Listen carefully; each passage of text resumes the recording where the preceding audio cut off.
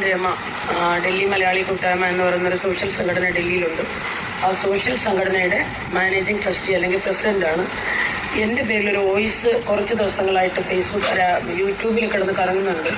അപ്പോൾ ഈ യൂട്യൂബ് ഞാൻ അധികം യൂസ് ചെയ്യുന്ന ഒരാളല്ല. എങ്കിലും എൻ്റെ നാട്ടിലുള്ള കുറച്ച് സുഹൃത്തുക്കൾ ഒരു യൂട്യൂബറുടെ കുറേ വീഡിയോസ് എനിക്ക് അയക്കുകയും അപ്പോൾ അതിനെക്കുറിച്ച് ഞങ്ങൾ ഗ്രൂപ്പിൽ ചർച്ച ചെയ്യുകയൊക്കെ ചെയ്തിട്ടുണ്ടായിരുന്നു. അപ്പോൾ ആ ചർച്ച ചെയ്ത ഒരു വോയിസ് ക്ലിപ്പാണ് ഒരു യൂട്യൂബർ എടുത്ത് അത് അവരുടെ യൂട്യൂബിലിടുകയും അതിങ്ങനെ കുറേ പേര് ഷെയർ ചെയ്യുകയൊക്കെ ചെയ്തിരുന്നു.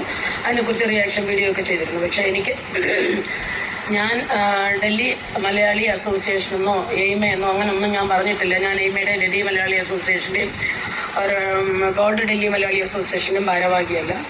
ഞാൻ ഡൽഹി മലയാളി കൂട്ടായ്മ എന്ന് പറയുന്ന ഒരു രജിസ്റ്റേർഡ് സംഘടന 1832 അതിൻ്റെ രജിസ്റ്റേർഡ് നമ്പർ 1832 1832. ഇത് വേണമെങ്കിൽ ആക്ട് ചെയ്തിട്ട് ആർക്കെങ്കിലും അന്വേഷിക്കാൻ പറ്റും. ഞാനതിൽ പ്രതികരിച്ചത്, ഞാനും അച്ഛനില്ലാത്ത 2 കുട്ടികളെ വളർത്തിയ ഒരാളാണ്. പക്ഷേ നമ്മൾ മക്കളെ വളർത്തുമ്പോൾ നമ്മൾ സമൂഹത്തിന് എന്തെങ്കിലും ഒരു മുതൽക്കൂട്ടായിട്ട് വളർത്തണം. നമുക്ക് മക്കളെ പ്രസവിക്കാം, പക്ഷേ നമ്മുടെ ഇഷ്ടത്തിന് മക്കളെ വളർത്താനുള്ള അധികാരമില്ല. അപ്പോൾ അതുകൊണ്ട് ഞാൻ പറഞ്ഞത് മാത്രമല്ല, ഞാൻ ആ യൂട്യൂബർ എൻ്റെ ശത്രുവല്ല, അവരെൻ്റെ മിത്രമല്ല, എനിക്ക് അവരറിയത്തില്ല. 38 വർഷമായിട്ട് ഡൽഹിയിൽ താമസിക്കുന്ന ഒരാളാണ്. അപ്പോൾ ആ സ്ഥിതിക്ക് എനിക്ക് അവരോട് ഒരു ശത്രുതയും തോന്നേണ്ട കാര്യമില്ല. സമകാലീനമായ നാട്ടിലുള്ള ചില കാര്യങ്ങളിലും ഞാൻ പല കാര്യങ്ങളിലും ഇടപെട്ടിട്ടുണ്ട്. കേരളത്തിലല്ല, ഇന്ത്യ ഒട്ടാകെ ഒരു ഓൾ ഇന്ത്യ ഗ്രൂപ്പാണ് ഞാൻ ഇത് ചെയ്തിട്ടുള്ളത്, രജിസ്ട്രേഷൻ ചെയ്തിട്ടുള്ളത്. അതിൽ നമുക്ക് ഡൽഹി ഇടപെടാം. പിന്നെ മെയിനായിട്ട് നമ്മൾ ടാർഗറ്റ് ചെയ്തിരിക്കുന്ന ഡൽഹി നിൽക്കുമ്പോൾ തീർച്ചയായിട്ടും ഡൽഹി മലയാളികൾക്ക് വേണ്ടി തന്നെയുള്ളതാണ്. അപ്പോൾ മലയാളി എന്ന് പറയുമ്പോൾ നമുക്കറിയാം, ഇപ്പോൾ തീർച്ചയായിട്ടും കേരളത്തിൻ്റെ സ്ഥിതി വളരെ മോശമാണ്. നമ്മൾ കുട്ടികളെ വളരെ ശ്രദ്ധിച്ച് വളർത്തിയില്ലെങ്കിൽ അടുത്ത തലമുറ എങ്ങനെയായിത്തീരും, ഇനി ഒരു ജനറേഷൻ, നമ്മുടെയൊക്കെ കാലം കഴിഞ്ഞു പോകുന്ന ഒരു ജനറേഷൻ എങ്ങനെയായിത്തീരും എന്ന് നമുക്ക് തീരെ പറയാൻ പറ്റില്ല. പിന്നെ ഞാനിത് പറഞ്ഞത്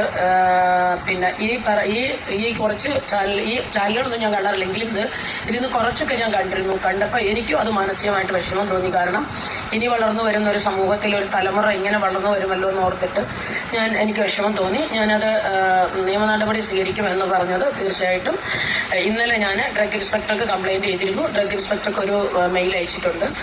ഇവിടുന്ന് കോർട്ടിൽ നിന്ന് ഒരു നോട്ടീസും പ്രിപ്പയർ ചെയ്തിട്ടുണ്ട്. ഇന്നോ നാളെയോ, അതായത് ഞായറാഴ്ചയ്ക്ക് മുമ്പ് തന്നെ ഈ നോട്ടീസ് അയക്കുകയും അവിടുത്തെ പോലീസ് സ്റ്റേഷനിൽ ഒരു FIR ഇടിപ്പിക്കണമെന്ന് ആഗ്രഹിക്കുന്നുണ്ട്. ഞാൻ നാട്ടിലില്ല എങ്കിൽ പോലും വർഷത്തിൽ ഒരു 6 തവണ നാട്ടിൽ വരുന്ന, അതായത് ശനിയും ഞായറുകളും ഞാൻ എൻ്റെ വീട്ടിൽ തന്നെ ഉള്ള ഒരാളാണ്. എൻ്റെ അമ്മയ്ക്ക് സുഖമില്ലാത്തതുകൊണ്ട് എല്ലാ ശനിയും ഞായറും മാസത്തിൽ ഏതെങ്കിലും ഒരു ശനിയും ഞായറും, ശനിയാഴ്ച വരും, ഞായറാഴ്ച രാത്രി നിൽക്കും, തിങ്കളാഴ്ച രാവിലെ തിരിച്ചു വരും.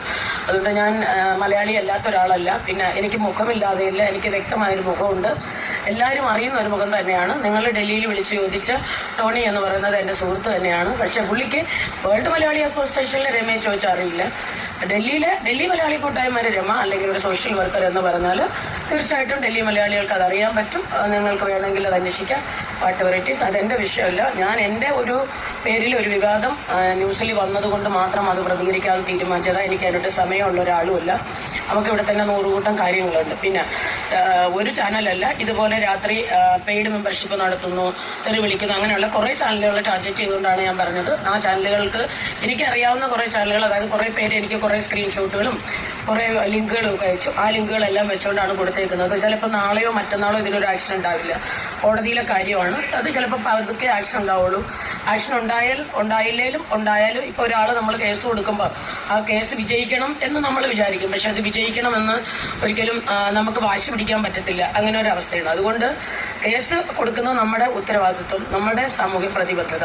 അത് വിജയിക്കാതിരിക്കാം, അത് ശിക്ഷ കിട്ടാം, ശിക്ഷിക്കാതിരിക്കാം. പക്ഷേ സമൂഹത്തിൽ ഇങ്ങനെ ഒരു പ്രവണത കണ്ടപ്പോൾ ആ കുട്ടിക്ക് ജീവിക്കാൻ അധികാരമുണ്ട്, ജോലി ചെയ്യാൻ അധികാരമുണ്ട്. പക്ഷേ സമൂഹത്തിൽ ചില നിയമങ്ങളുണ്ട്. നമ്മളുടെ ഇടയിൽ, നമ്മൾ ജീവിക്കുന്ന സൊസൈറ്റിയിൽ ഉള്ള നിയമം നമ്മളിൽ ഓരോരുത്തർക്കും ബാധകമാണ്. ഒരു മരണ വീട്ടിൽ ചെല്ലുക, അവിടെ ചെന്ന് ഡാൻസ് ചെയ്യുക, അവിടെ ചെന്ന് ആ മരണം ആഘോഷിക്കുക ഒരു ശത്രു പോലും ചെയ്യാത്തൊരു കാര്യമാണ്. അതിനൊന്നും എനിക്കൊന്നും പറയാനുമില്ല. പക്ഷേ ഒരു മാനുഷിക പരിഗണന എന്ന നിലയിൽ ചില മാനുഷിക പരിഗണന അർഹിക്കുന്നവർക്ക് പോലും അത് കിട്ടാതെ പോകുന്ന ഒരു അവസരം വരുന്നുണ്ട്. എന്നെ സംബന്ധിച്ച് ഞാൻ നിങ്ങളുടെ ആരുടെയും ശത്രുവല്ല, നിങ്ങൾ എന്റെയും ശത്രുവല്ല. ഞാൻ കഷ്ടപ്പെട്ട് ബുദ്ധിമുട്ടി ജോലി ചെയ്ത് ജീവിക്കുന്ന ഒരാളാണ്. ഞാൻ എൻ്റെ ജോലിയും എൻ്റെ സോഷ്യൽ വർക്കും എൻ്റെ പ്രവർത്തനങ്ങളുമായിട്ട് ഞാൻ മുമ്പോട്ട് പോകുന്ന ഒരാളാണ്. അതിനിടയ്ക്ക് വിവാദങ്ങൾ ഉണ്ടാക്കാനോ ഒരു യൂട്യൂബിൽ വന്നിരുന്ന് സംസാരിച്ച് 10 പേര് അറിയാനോ അങ്ങനൊന്നും ഞാൻ ആഗ്രഹിക്കുന്നില്ല. എനിക്ക് അതിൻ്റെ ആവശ്യമില്ല. ഞാൻ ആഗ്രഹിക്കില്ല. ഞാൻ അത്ര അത്യാവശ്യം നല്ലൊരു വീട്ടിലുള്ളതാണ്. അതുകൊണ്ട് തന്നെ എനിക്ക് നല്ലൊരു ഫേസും ഉണ്ട്, എനിക്ക് നല്ലൊരു പേരുണ്ട്. അത് മാറ്റാനോ അല്ലെങ്കിൽ അതിനായിട്ട് ഇനി ഫേസ്ബുക്കിൽ വന്നിരുന്ന് വേറൊരു പേരുണ്ടാക്കാനോ ഒന്നും ഞാൻ ആഗ്രഹിക്കുന്നില്ല. ദയവായി ആ പറഞ്ഞ ആള് ഞാൻ തന്നെയാണ്. മുഖമില്ലെന്ന് പറഞ്ഞുകൊണ്ടാണ് ഇന്ന് മുഖം കാണിക്കാമെന്ന് വിചാരിച്ചത്. അത് ഞാൻ അങ്ങനെ കൊടുക്കാൻ പറഞ്ഞിട്ടില്ല. അത് ആരാടാണോ പറഞ്ഞിട്ടുള്ള അവരെ കൊടുക്കാൻ പറഞ്ഞിട്ടില്ല. ഞാൻ ആ യൂട്യൂബർമാരെയൊക്കെ പലരെയും ഇന്നലെയൊക്കെ വിളിച്ചപ്പോൾ ഇങ്ങനെയാണ് വന്നതെന്ന് പറഞ്ഞു. അവരവരെ ഇഷ്ടത്തിന് കൊടുത്തത് അതെൻ്റെ ഉത്തരവാദിത്വമല്ല. അതിലെനിക്കൊരു ഉത്തരവാദിത്വം ഇല്ല. ആ വോയിസിൻ്റെ ഉടമ ഞാൻ തന്നെയാണ്. ഞാനിവിടെ ഡൽഹിയിലുള്ള ആളാണ്. ഞാൻ തന്നെയാണ് ആ വോയിസ് ഇട്ടത്.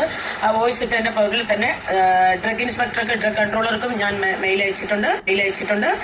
ഇന്നോ നാളെയോ ഇതിൻ്റെ പേരിൽ ഇതിൻ്റെ പുറകെ ഒരു പരാതി അവിടുത്തെ പോലീസ് സ്റ്റേഷനിലും അവിടുത്തെ SP-ക്കും നമ്മുടെ ADGP-ക്കും പിന്നെ കോടതിയിൽ നിന്നും ഒരു നോട്ടീസ് ഈ ആഴ്ച തന്നെ അത് ഫയൽ ചെയ്യും. 101% അത് ഫയൽ ചെയ്യും. പിന്നെ അതൊന്നും എനിക്ക് ആരും ബോധ്യപ്പെടുത്തേണ്ട ആവശ്യമില്ല. ഇതിനോടകം പല കേസുകളിലും ഞാൻ ഇടപെട്ടിട്ടുണ്ട്. ജയസൂര്യയുടെ കേസാണെങ്കിലും ഞാൻ ഇടപെട്ടിട്ടുണ്ട്. പല കേസുകളിലും കക്ഷി ചേർന്നിട്ടുണ്ട്.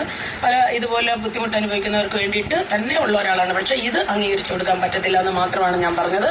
അത് ഇനിയും ഞാൻ പറയുന്നു. ഇങ്ങനെ ഫേസ്ബുക്കിൽ അല്ലെങ്കിൽ അവരുടെ വീട്ടിൻ്റെ 4 ചുവടുകൾക്കുള്ളിൽ ഒതുങ്ങേണ്ട ഒരു കാര്യം ഇതുപോലെ വന്ന് പബ്ലിക് ഫോമിൽ വന്ന് വിളിച്ചു പറഞ്ഞ് മറ്റുള്ളവർക്ക് ബുദ്ധിമുട്ടുണ്ടാക്കുന്ന തരത്തിലുള്ള വൃത്തികെട്ട വേർഡുകൾ, അബ്യൂസിങ് വേർഡുകൾ യൂസ് ചെയ്യുമ്പോൾ ഒന്ന് സൂക്ഷിക്കണം. അത് സൂക്ഷിക്കേണ്ടതാണ്. അത് നിയമമാണ്. അത് നിയമം എല്ലാവർക്കും. ഷാജിദയ്ക്ക് നല്ല 18-ന്റെ പണി കിട്ടാൻ പോവാ. ഇത് കൺഫേം ആയിട്ടുള്ള ഒരു കാര്യം തന്നെയാണ്. ഈ ഇടപെട്ടിരിക്കുന്ന ചില്ലറക്കാരൊന്നും അല്ല. ഇന്നോ നാളെയോ അതിൻ്റെയോടുള്ള കാര്യങ്ങളൊക്കെ നടക്കും. ഉറപ്പായിട്ട് നടന്നിരിക്കും. ഷാജിദ പെട്ടുപോകത്തേ ഉള്ളൂ. ഉള്ള കാര്യം തുറന്നു പറഞ്ഞാൽ ഇപ്പോൾ കണ്ണൂർ അടിച്ചു വിളിച്ചുകൊണ്ടിരിക്കുക പുള്ളിക്കാരെ. കഥ അറിയാതെ ഷാജിദ ഇപ്പോഴും ആട്ടം കാണുന്നത്. പുള്ളിയെല്ലാം തികഞ്ഞു എന്നുള്ളൊരു ഭാവമാണ്. ഓക്കെ, ഇപ്പോൾ സോഷ്യൽ മീഡിയ വന്നിട്ടൊരു ഇങ്ങനെ തെറിയും കാര്യങ്ങളൊക്കെ പറയുമ്പോൾ ഉണ്ടാകുന്ന പ്രശ്നങ്ങളും കാര്യങ്ങളൊക്കെ ഇപ്പം എല്ലാം ഞാനിപ്പോൾ ഒന്നും പറയുന്നില്ല. ഇപ്പം നിങ്ങൾ ഏകദേശം കാര്യങ്ങളൊക്കെ മനസ്സിലായിട്ടുണ്ട്. അല്ലാതെയും കുറച്ച് കാര്യങ്ങളൊക്കെ അറിഞ്ഞിട്ടുണ്ട്. നമുക്ക് ഓരോ എപ്പിസോഡായിട്ട് ഇടാന്നേ. അപ്പോൾ ഷാജിദയ്ക്ക് മനസ്സിലാവും. Bye, love you all.